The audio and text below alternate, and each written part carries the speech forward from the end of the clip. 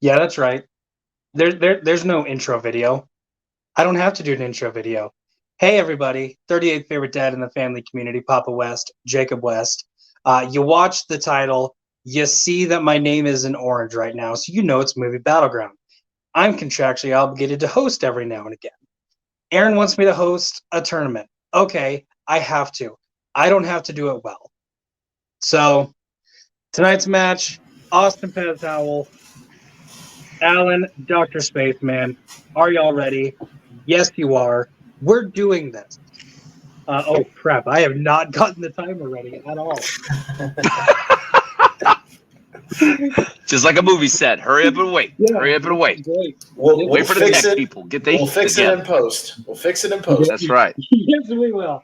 Oh, you know Aaron's keeping all of this. Oh, yeah. You know You better. Just count on your fingers on the screen, and we'll go from there. Yeah. That's right. You know, We I was trust so you. proud of myself. I was so ready for this. You had one job, Papa. One job. And I don't even get to talk trash. This is horrible. I'll have to do it during the match. Yeah.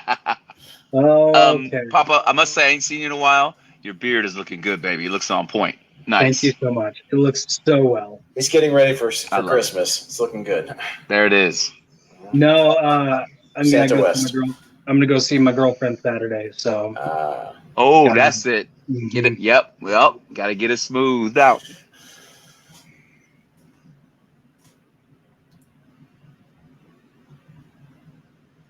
Noah says he's got the timer up for you. I'm not ready yet. Not ready yet. Okay. I'm sorry about this, guys. It's all right. Don't be sorry. I was so ready for this, and then that happened. Be happy. Okay. All right. Let's get back into this.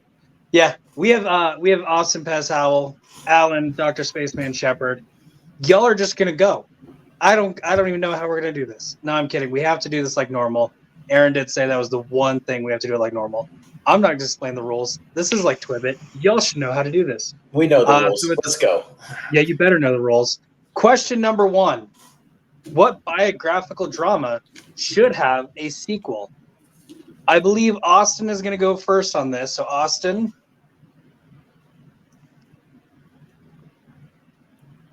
All right.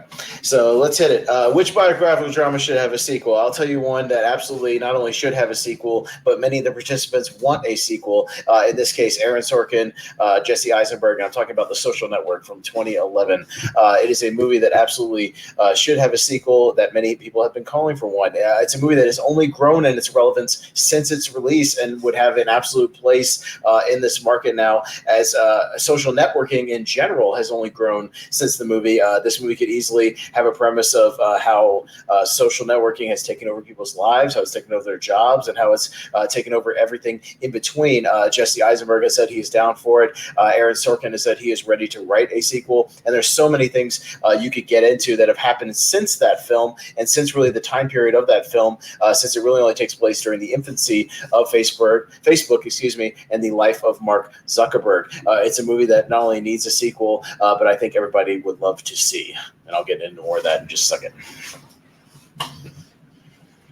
All right. Time. Good job. Alan, minute on the clock.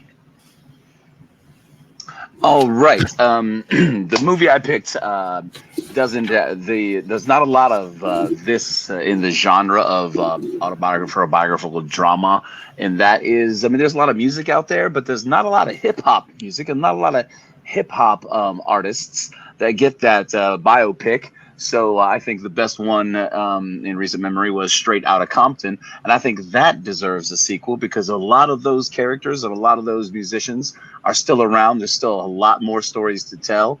And I think people are clamoring for that because those people are still relevant. If we compare to some recent events, that these musicians are still out there making music and they're still important to people's lives.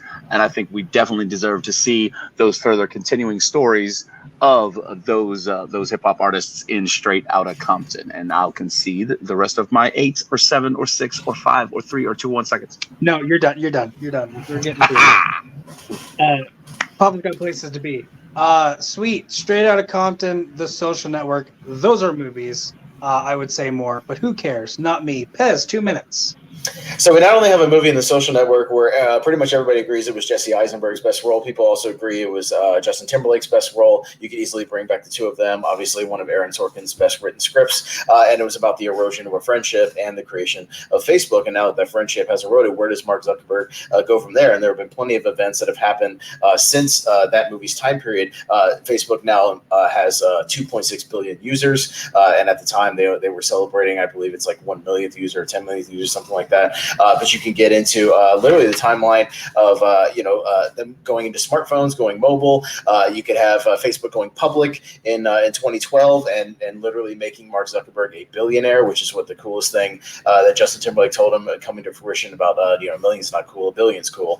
You could have the stock plummet of 2018. You could have the congressional hearings recently where Mark Zuckerberg talked about the privacy breaches and social network privacy in general. But you also just get into his personal life. How did this erosion of this friendship and the people around him affect his life, and how was he able to then move on, make new friends, get married, which he did, have children, and how has that really affected him behind the scenes? We never really got to find out a lot of the follow-up of that, and it's one of those things where it's a perfect setup really to kind of go from there. And Jesse Eisenberg pretty much looks exactly the same. He could play any age in between from when the movie takes place and to now. But yeah, and you even have you can even go into other social networks, how they competed against Google Plus and MySpace. That was a big deal back in the mid 2000s. You get into that. There's plenty of fodder basically for and even into the current metaverse failure. But there's plenty of subjects that could touch, plenty of things in personal life. The reason I don't think Straight Outta Compton needs a sequel is that movie was about the rise and fall of the group NWA, and that story ended with the death of Eazy-E, excuse me. And anything further would be a spinoff, not a sequel. And spinoffs are not sequels, hence Hobbs and Shaw. Boom, bam, turkey and ham. Alan, 2 minutes. We found a lot of characters that, again, for people like me who grew up with NWA, grew up with that music, and followed. We followed all of those guys, Ice Cube, Dr. Dre. We followed them through their respective record labels, and they came up with new musical acts, new bands. Cube has 4 or 5 record labels that he does all these artists that we know. That are on those labels. We want to continue those stories. We want to hear about what happened to those characters. With Ren and with Yella, what happened to them? They also tried to start a new NWA later on, and what happened? We want to see what happened. Why didn't that succeed? Because that mix of people wasn't as good as this original mix. Well, we saw what happened, how that started. Let's see what happens to these characters. Let's follow these characters on into their new ventures and why a resurgence of the NWA, the group NWA, didn't happen. Yes, we saw the death of one of the members, but we want to see what happens to surviving members, because especially they've had impact in our lives. All of us know Cube, especially when he turned from rapper to an actor, and now most people, younger people now, know Ice Cube as an actor. Well, how did he get there? How did he get to that? How did he make that transition? And then what happened throughout his journey and Dr. Dre's journey, and all the really tumultuous issues that came between them, and then they came back together to get back into Death Row Records. Again, we can see that, and that could be the fruition to that relationship. So that could be the kind of the story arc of that. They became separated, then they came back together, and to see how successful or unsuccessful it was, and maybe some magic was missing. But we want to see the journeys of these characters and the actors. O'Shea Jackson Jr., man, God, that guy is amazing. He's one of the best actors in that film. I want to see him progress. I want to see that character, him playing his father. I want to see how that's going to happen in the future. So I think a sequel is rife for good storytelling with these characters. Boom. All right, guys. 4 minutes. Well, again, what you're proposing, Alan, is a series of spinoffs. The actual Straight Outta Compton movie is about the NWA and the rise and fall of that. The NWA never got back together again because Eazy-E died. That story died with Eazy-E. What you're proposing is a series of spinoffs. If you want to see O'Shea Jackson Jr. play his father again, that's all well and good in a separate spinoff. I'm down for that, but that's not a straight sequel to Straight Outta Compton. Straight Outta Compton is the NWA story. Well, the NWA story is nothing without Dre and Cube, and because we followed Dre initially. I mean, Eazy was part of it, yes, but we initially followed Dre, and Corey Hawkins can still play that character, no problem at all. And we want to see what happens to those characters. The character we're initially following of them are Dre and Cube, and we want to see what happens to them. Why was that? If NWA, the band itself, was a one lightning shot, how come? Why not? Why didn't they try to? They did try to do a successful rehash of it, but it didn't work. They used different members and it didn't really work. Well, why not? Why didn't it work? It didn't work. What was the magic that's missing? That's not as interesting a story as the rise of this supergroup, you know, and the fall of supergroup. Like you're just talking about a series of individual successes, and that's all well and good. Again, in a series of spinoffs, that would be fine. But you know, you would never have that group again. You never have them all together again. Well, a series of spinoffs would have to happen with Social Network because nobody uses Facebook anymore. You know, Facebook's last on the list of the social networks right now. So a series of spinoffs would be the rise of Twitter, the rise of Instagram, the rise of these other things. Very few people, kids now, do that. Well, that's what. Well, let's explore that. Let's explore the fall of Facebook because personally, I don't want to follow Zuckerberg. I don't want to follow Zuckerberg's story because he's a robot and he became kind of a strange guy who's trying to get everybody into this weird metaverse. Portrayal of him so critically acclaimed? If he's such a robot and such terrible, then why are we so fascinated by it with that movie? Well, if we want to see him get more robotic, then maybe that might be interesting, something that you want to see. But I much prefer seeing the characters who make music that is still impactful to my life. Cube still making music, Dre still making music that is impactful to my life. Developed as a person and dealt with all the hardships he dealt with at the end of that movie and the erosion, and like to see how he bounced back from that and created this company that only got bigger. You're saying maybe not now, but we could cover that 10, 15 year period where it rose even greater to what it was and what caused the downfall. That's a really compelling story. It might be a compelling story, but I'm talking about a story that'll relate to the common man. The rise of Jesse Eisenberg. The common man doesn't use Facebook, billionaires. Ever? Billionaires and millionaires can relate to that, but I don't really care about them. I want to see people that struggle and make music that's relevant to my life, and they're still making music that's relevant to my life because that's what the story of Straight Outta Compton was. This music impacted the world, and especially today about censorship. A big through line for that film was censorship, and censorship is still happening. How can these characters be more impactful and battle these things too? Censorship on Facebook and online is more relevant than ever with all the fake news and QAnon stuff and people getting booted off of social network. That's more relevant than ever, and Facebook was a key component of that when they booted people like Donald Trump, you know, and booting all these different people. Like that could be more relevant than ever as far as to how it impacts politics and the world around it. Well, if they want to show that and how it relates to people, but if we're just still following Jesse Eisenberg, or not Jesse, but you know Zuckerberg and his portrayal, his character, it's clear that it really doesn't impact him at all because he doesn't give two shits. I mean, he went to Congress and live. How do we know it doesn't? If they're going to show that, awesome. Let's see that. But we see a person I doubt they're going to focus on that if they're focusing on that story that you're proposing. A movie like Steve Jobs, which Aaron Sorkin also wrote, showed Steve Jobs behind the scene, not just the person that was standing on the podium, but what happened behind the scenes. And that movie tanked. Personality. And that movie was critically tanked. And the Social Network did very well. But it tanked. The Social Network did very well critically and financially. So that's irrelevant to the whole conversation because the Steve Jobs ones didn't. So and we're done. And we're done. And we're done. I can't take it anymore. 1 minute to close. Austin, you're going first. Why? Because I want you to.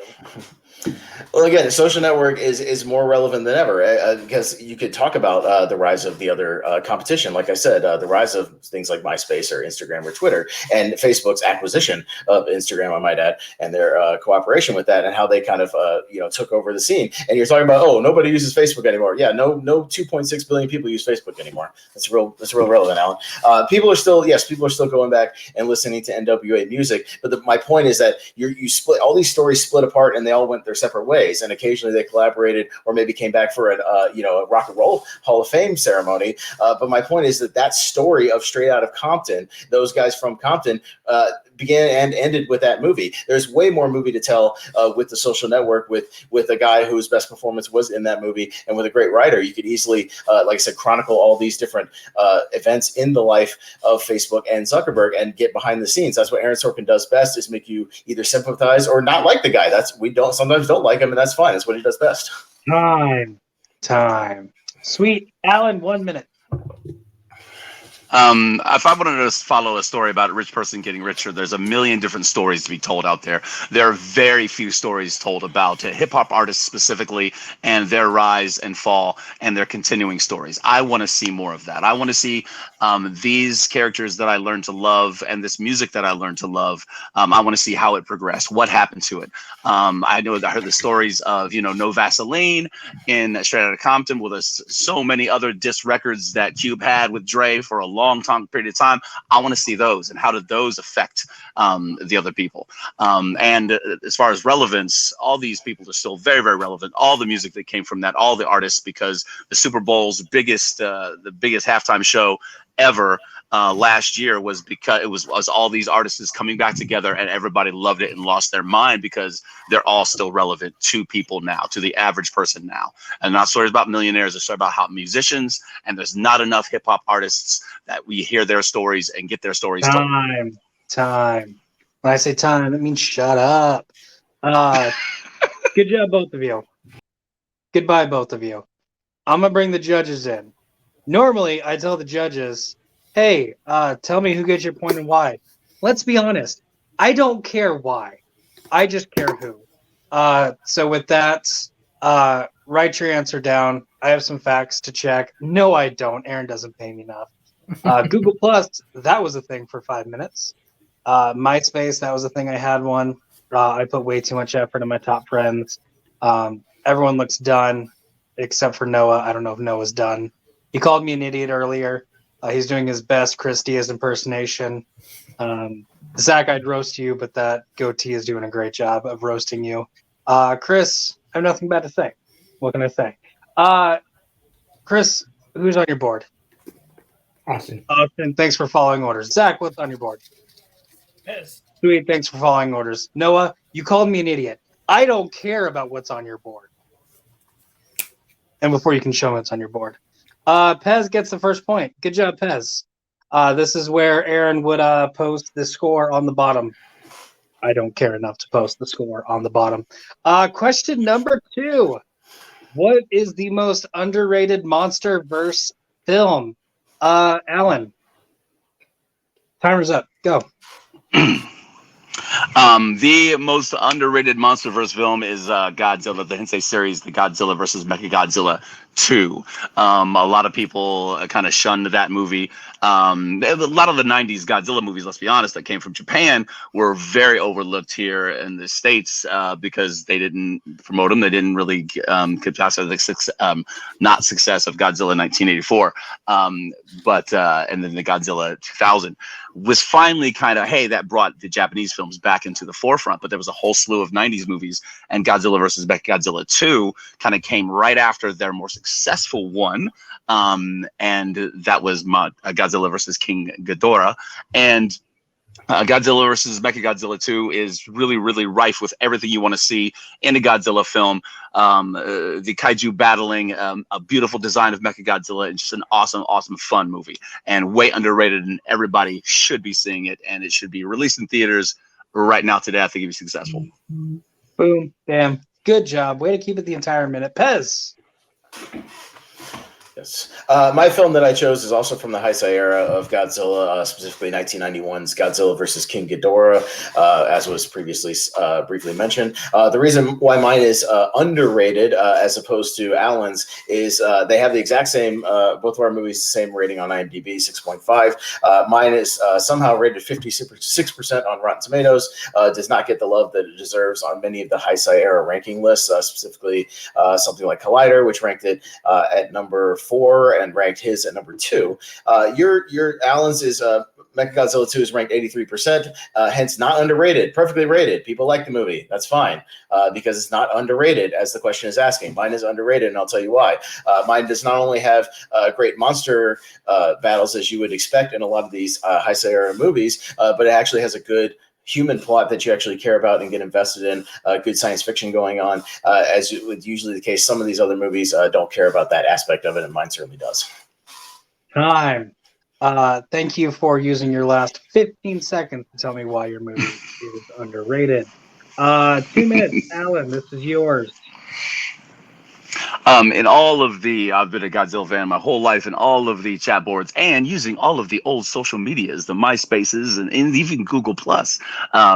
All of us, Godzilla nerds talked about these films, and often it was Godzilla versus King Ghidorah was the highest rated because it was the most exciting and kind of the craziest, and it brought back Godzilla's most successful villain, which was King Ghidorah, and that's kind of without question. King Ghidorah, everybody loves him. So it's higher rated in a lot of other lists as well as versus Godzilla versus MechaGodzilla 2.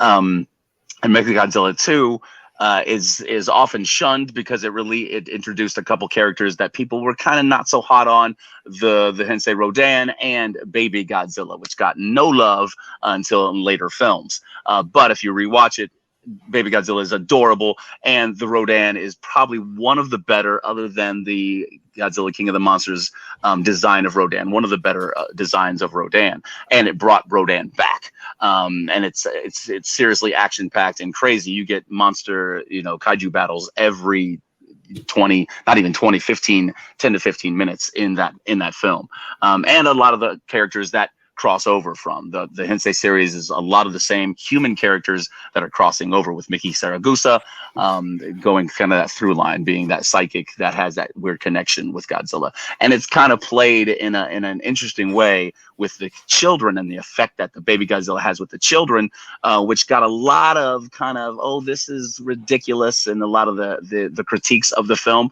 But when you rewatch it, it's really heartwarming, and it kind of bridges the gap of Godzilla being a kid's film and Godzilla being a adult film fare. Kind of bridges that. This movie does both of those, I think, fairly well. So it's really one for all ages. Time. All right, Pez, 2 minutes. Godzilla vs. King Ghidorah, as I alluded to, not only has great battles eventually between Godzilla and King Ghidorah, but also poses a really cool question. That's, what if Godzilla didn't exist? And that's what kind of the crux of the movie. And it's a very interesting take on things, in that you have these time travelers that come from the future saying that the wars between these kaiju have wrecked Japan, and Japan basically doesn't exist anymore and is full of radiation. So they propose to go back and eradicate Godzilla from history, basically when he's still a kid.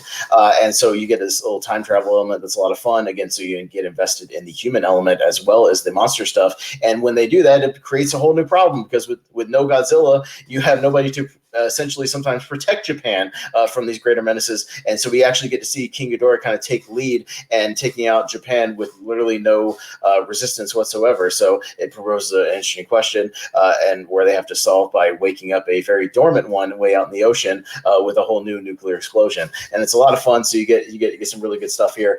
You also get the absolute geekgasm of MechaGodzilla at the end when he is revived after Godzilla wipes him out. You get MechaGodzilla, which is really cool, and it's unique to this series. So yours has a character that has been done to death, and MechaGodzilla. Mine has MechaGodzilla, something fresh, new, and interesting. Yours also, I prefer, just personal preference, the old school MechaGodzilla with the razor claws. He has a little bit more personality. Yours is a little more mechanical and robotical. He kind of looks like a roided up gym rat, nothing special, and just a literally straight robot. I get invested in the ones that look like they actually have guys in them. It's a little more fun. Yours has a very lame Baby Godzilla plot, as you said. But again, yours is not underrated. Mine is underrated because it's so good. My movie is rated lower both on Collider, Screen Rant's rankings of the Heisei era, nerdsfeather.com, as well as midnightreviews.com, all rated lower, which is mine. Mine is underrated. Yours is perfectly rated, a little bit higher, because it's a pretty solid movie. Yes, I'll give you that. But mine is actually underrated. And time. Pez, thank you for the visual effects. I quit paying attention and noticed you had toys. It was really, really cute. Way to still play with toys.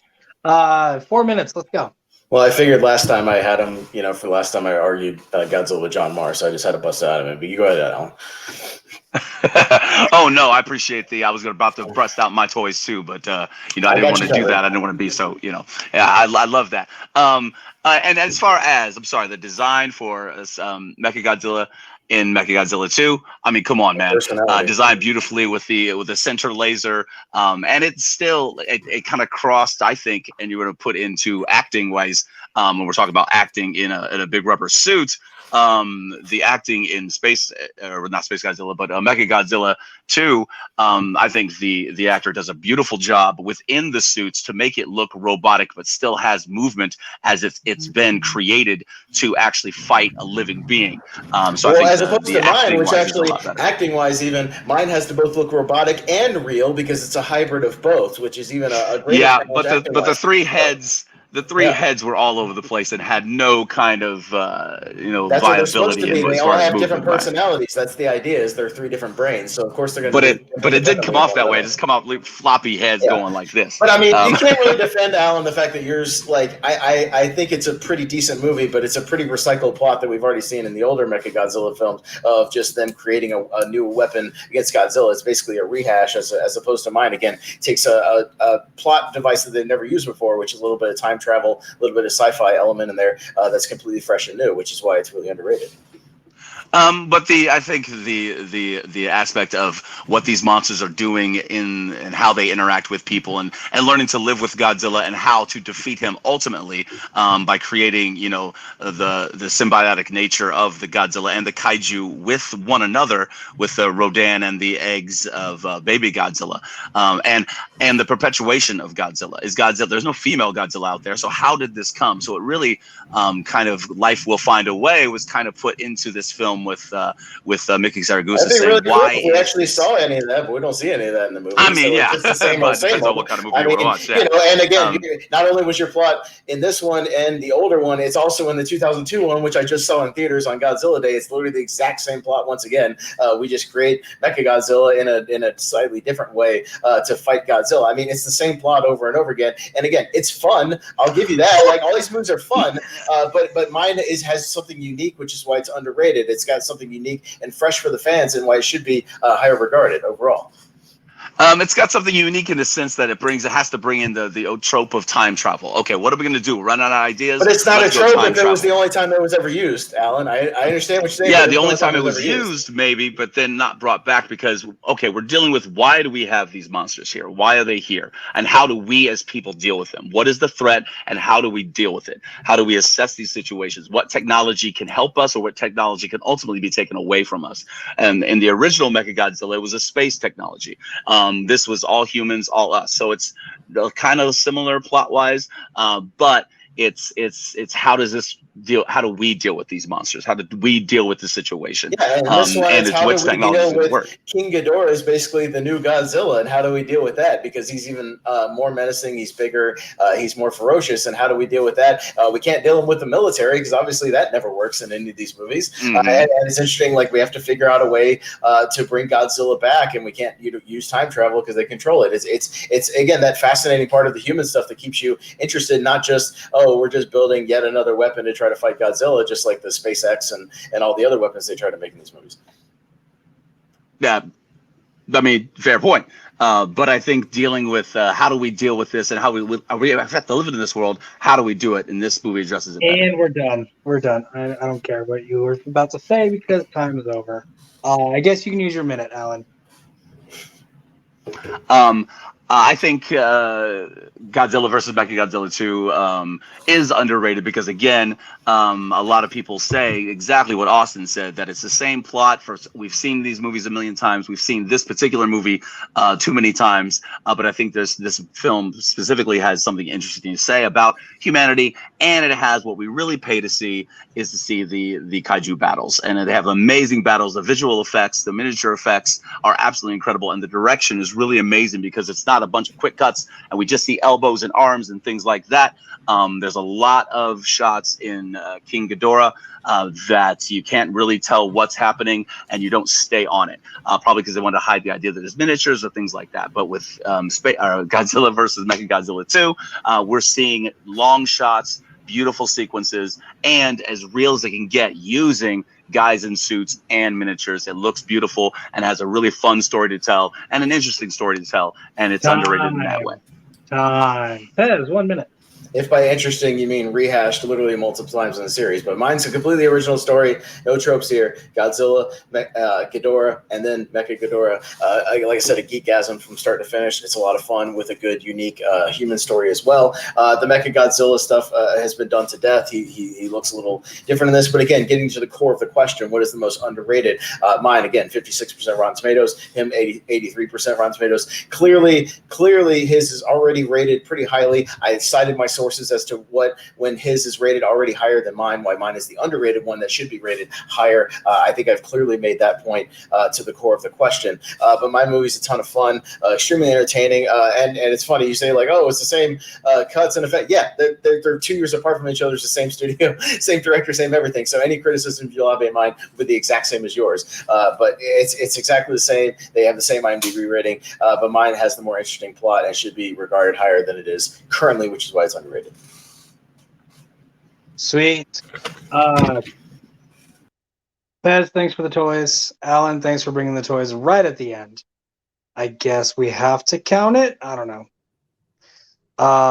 Fun fact, guys. Fact check. Neither of you picked Godzilla vs. Kong. Why? Because that movie sucks.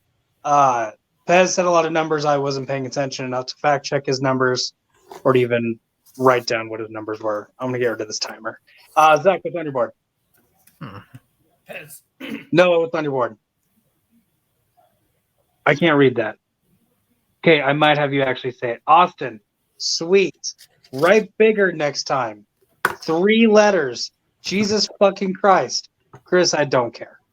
Good job. Way to follow orders. Pez, congratulations. You're at 2. Alan, do better.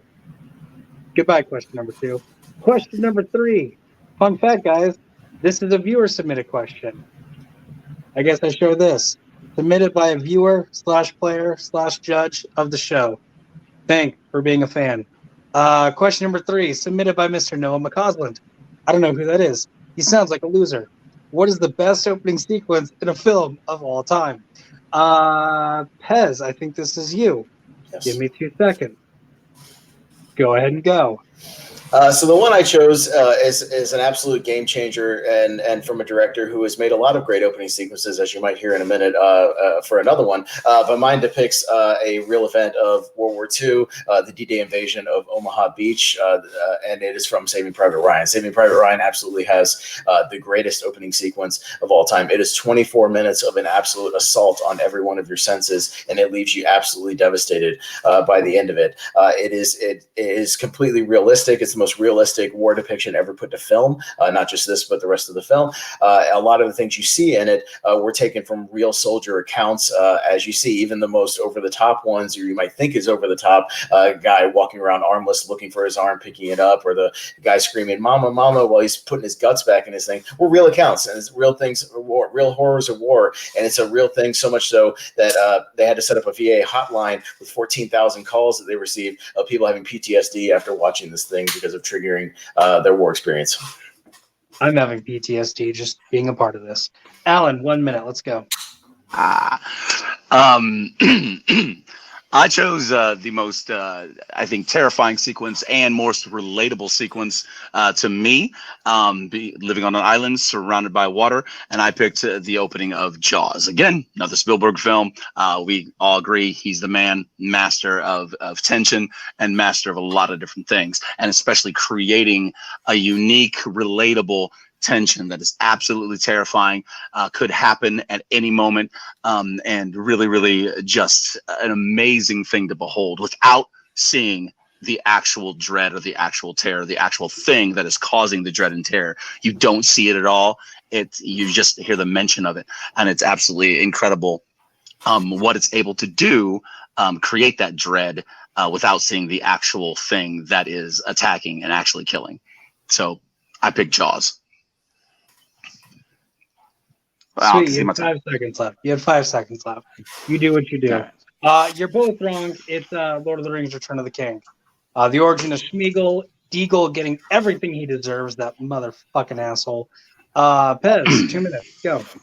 So Spielberg, being the son of a World War II veteran, really wanted to do this justice, much like he did with Schindler's List, and really do justice to the actual veterans of the war and make it the most realistic thing that I've ever put to film, because we had seen a lot of sort of heroism or glamorization of war in the past, and he wanted to get down to the grit and the grim of war, and from every sense, both visually, the sound design, which is incredible, and actually creating new technology, making new cameras that could go underwater and follow the guys as they jumped out of the boat. He used 45-degree and 90-degree shutters instead of 180-degree shutters to create a claustrophobic feel. So you have a POV of the soldiers as they're running and going, creating sort of a claustrophobia, even though they're on an open beach, and as you're getting assaulted again from all points and people are going down left and right. There's no score. It's all sound effects. It's all shell shock. It makes you feel like, as an audience member, you're getting shell shocked. You're right there with the actors. And speaking of actors, over 1,000 real actors put on this beach to create the real epic feel that you're right in the middle again of a battle.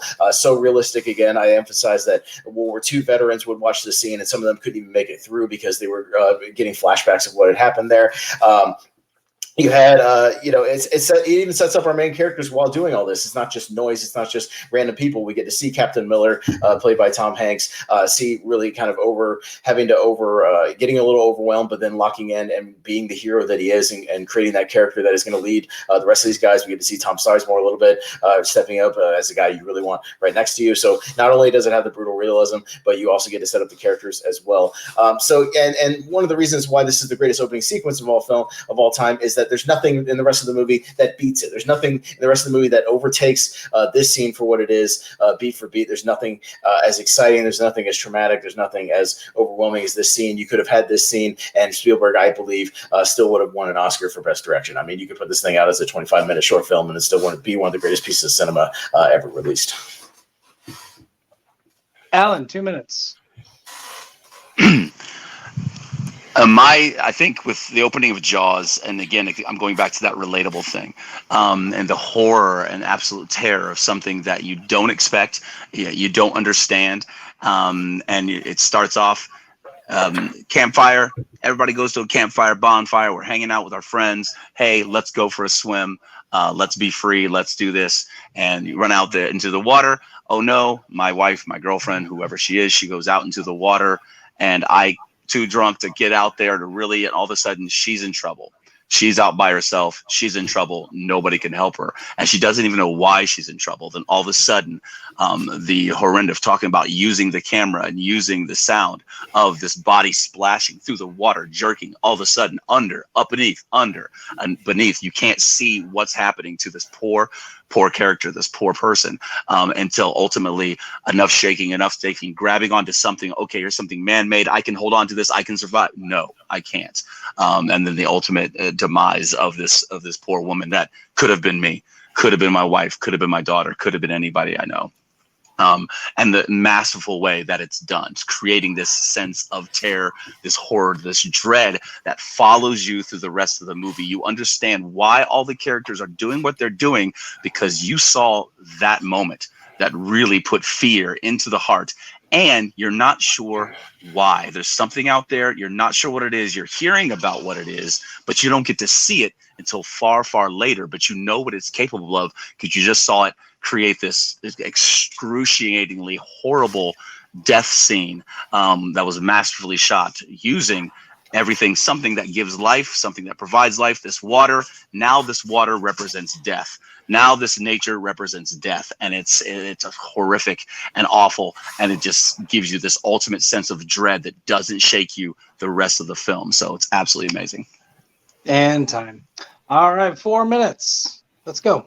You keep talking about relatability, and it's like, I mean, so lots of people, around the world don't have relatives in the military that possibly went through situations like this, not just in World War II, but any war in general, or have people that have been directly affected that, or have seen them. No, I've never seen it depicted no, like this on film. I think it's honorable and it's amazing. And I'm not going to tell you that opening of Saving Private Ryan isn't the most amazing thing in the ever. It's an absolutely amazing sequence. It's absolutely beautiful.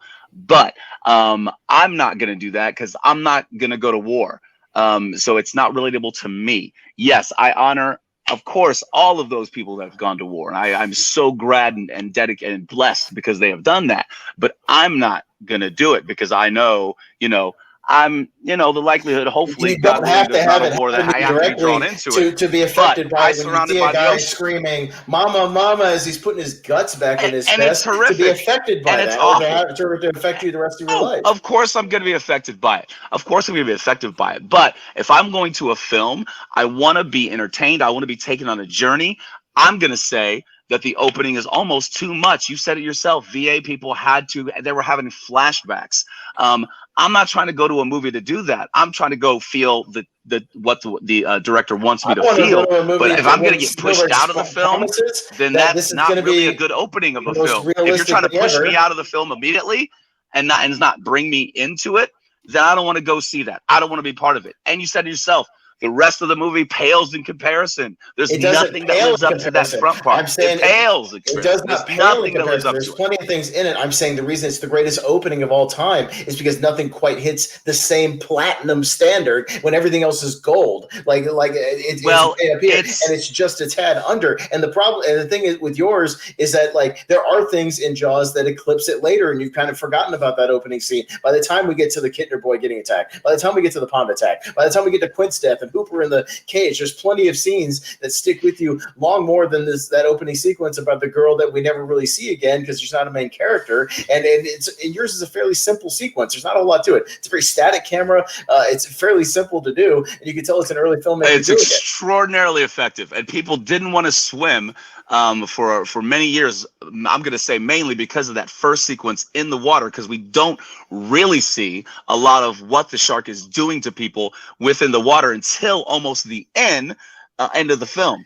I think it's an amazing sequence about what we're dealing with here. We're dealing with nature. We're dealing with animals in the water. We get to see why everyone is so afraid of it from that opening sequence. If we didn't have that opening sequences, shark, is it really that scary? What can it really do? I'm on a boat, I'm okay.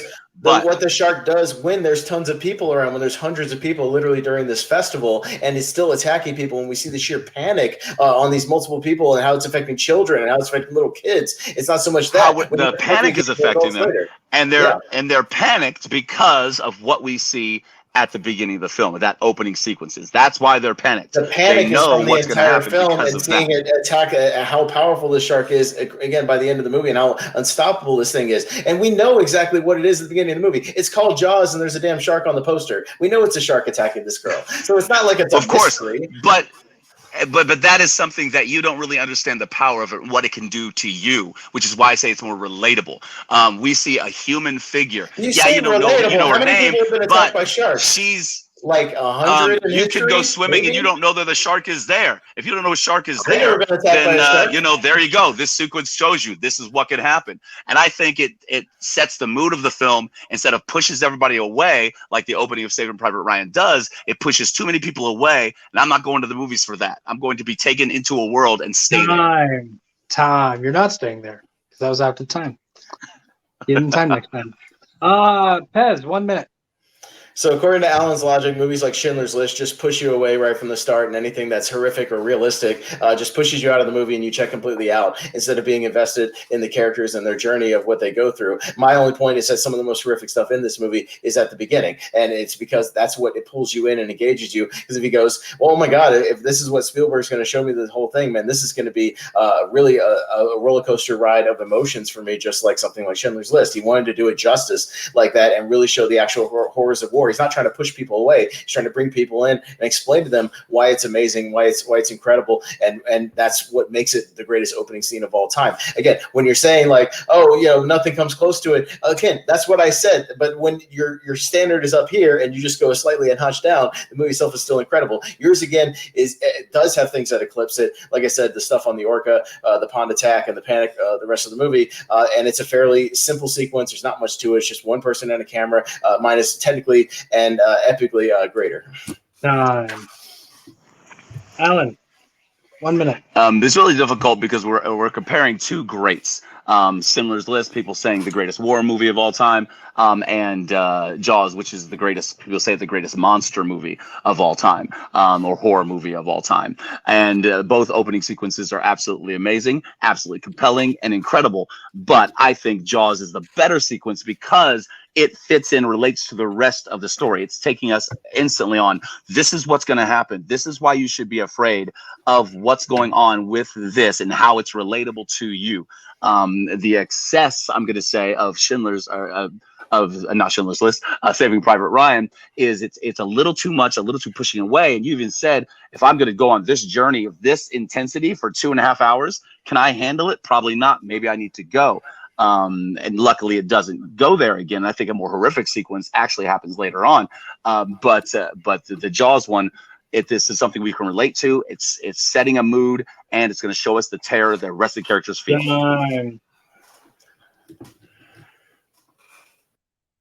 Goodbye, you two. Now it's just me. And now I'm going to get Noah in here. And I'm going to get Chris in here. And I'm going to get Zach in here. Fact checking. These are the opening scenes of the movies. Good job, guys. You didn't fail. Noah, what's on your board? And you, oh, thank you so much. I can read that. Chris, what's on your board?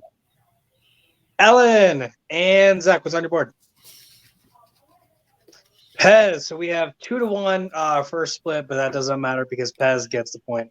Thank you so much for following directions. Y'all guys are amazing. With that, and your winner, Austin, Pez, Howell. Congratulations. You won. Thanks. Cool. You did it. No, I'm assuming no post-match. Thanks. Exactly. I don't get paid enough to do a post-match. Alan, you did okay. Good job. And with that, thank you so much for joining us for Movie Battleground, guys. Judges, thank you so much. Noah is apparently pissed off. He already left. Watch more matches and broadcast.